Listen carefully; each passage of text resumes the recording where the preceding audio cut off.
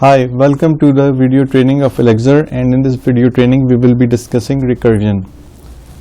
So how do you loop through recursion? Due to immutability, loops in Elixir, as in any functional programming language, are written differently from imperative languages. For example, in an imperative language like C, one would write the following syntax of the for loop.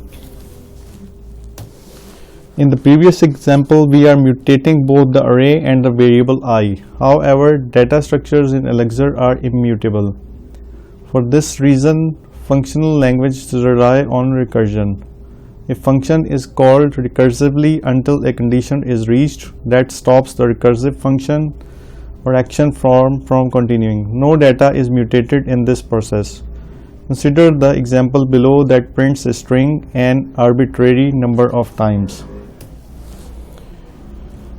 Okay, let's define a module recursion, and we are going to use it in our program. So let's first define this module. Go to the interactive mode and def module recursion do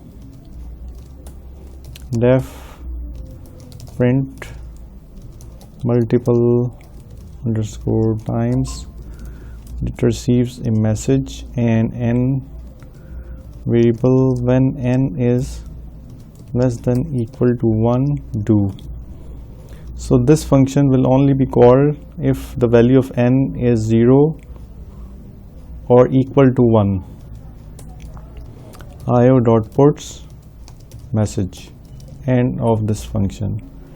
Now let's define the function print multiple times. So this is the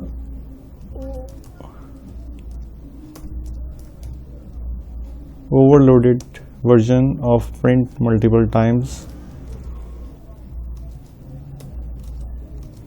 io.puts message print multiple times and pass in msg n-1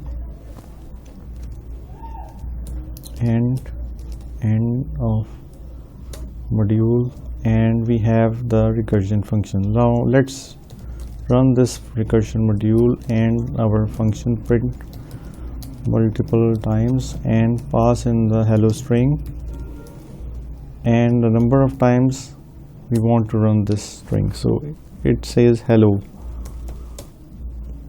So this works.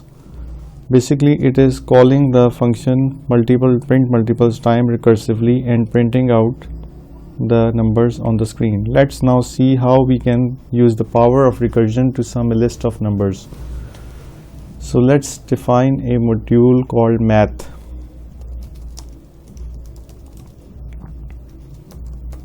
Def module math do and a function called sum underscore list, and with that function we will be using head and pipe sign tail, okay, and accumulator do sum underscore list tail head plus accumulator end of function.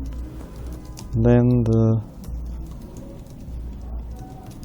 overloaded version of the same function with different type of parameters and array and accumulator do accumulator. This is simply calling the top function of sum list, and now we have that module and sum list function. So let's see it in action. Math.sum underscore list, and we will passing list 1 2 3 comma 0. That's it, and we got 6.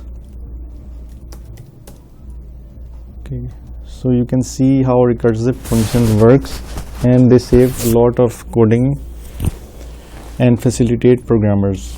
We invoke SUMList with the list 1 to 3 and the initial value 0 as arguments. We will try each clause until we find one that matches according to the pattern matching rules. In this case, the list 1 to 3 matches against head tail, which binds head to 1 and tail to 2 3. Accumulator is set to 0. Then we add the head of the list to the accumulator head plus accumulator and call SUMList again, recursively passing the tail of the list as its first argument. The tail will once again match until the list is empty, as seen below.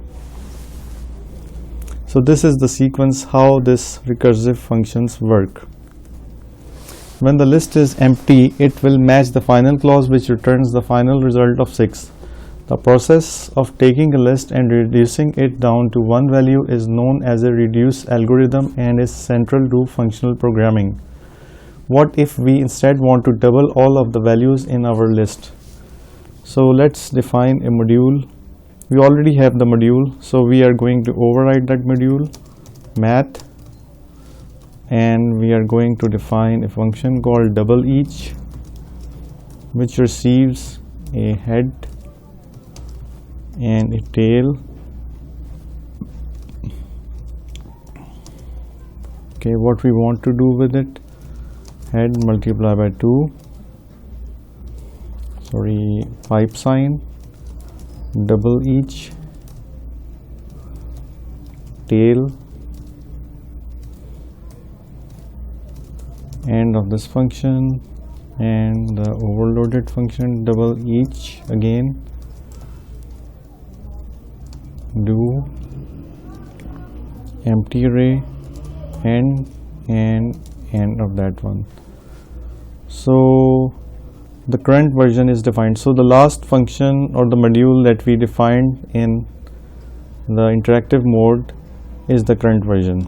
So we can run it now, math.double each, pass the list 1, 2, 3, and let's see the results. We have 2, 4, 6. So basically each element of this list is multiplied by 2, which is here, and that product is assigned to that index. So for 1 we had 2, for 2 we have 4, and for 3 we have 6.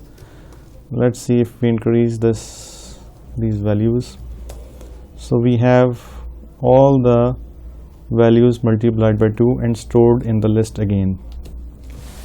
Here we have used recursion to traverse a list, doubling each element and returning a new list. The process of taking a list and mapping over it is known as a map algorithm. Recursion and tail call optimization are an important part of Elixir and are commonly used to create loops. However, when programming in Elixir, you will rarely use recursion as above to manipulate lists.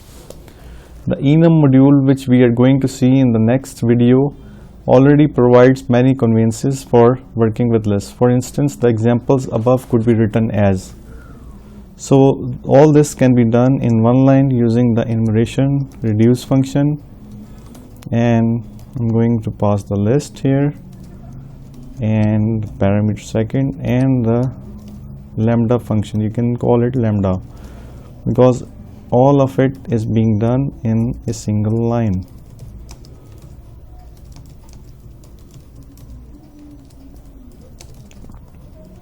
Okay, that's it, and we got 6.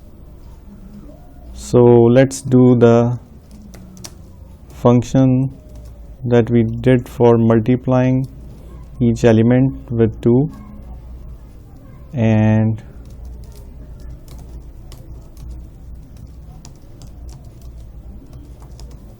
multiply by 2 and we got 2, 4, 6.